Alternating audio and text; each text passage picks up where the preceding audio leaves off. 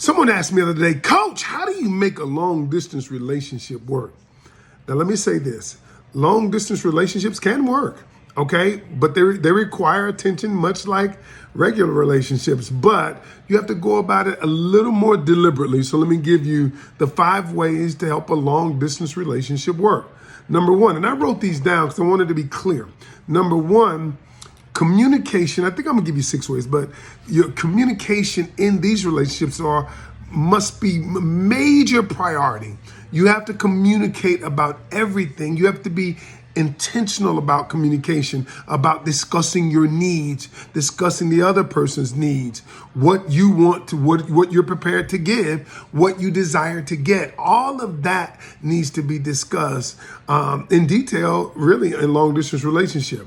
Number 2, you must have a plan on either moving together or moving close to each other at some point.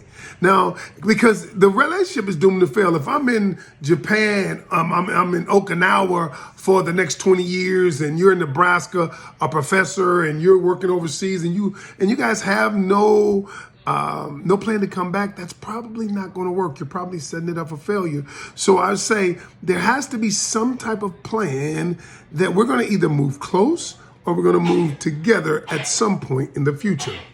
Number 3, focus on quality time together, not quantity. See, here's the thing. What a lot of people do is feel like we just hanging out with each other. We just around each other. And, and granted, that is quantity time. But what I tell people, especially in long distance, I want your time to be intentional. I want you to focus on quality time, doing things that matter to both of you and doing things that enhance the relationship. Number 4, set clear expectations about what's appropriate in the relationship and what's not appropriate.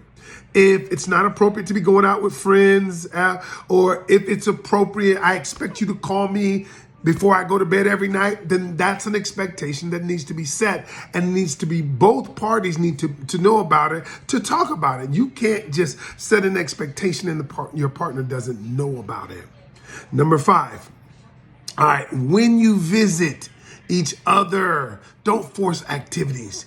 Just be present with each other. A lot of times when people, I coach long distance relationships, and they feel like they have to put so much into a visit. We got to go to the zoo. We got to go to here. We got to go there. No, you don't have to. You don't have to do that. Just be present in the relationship.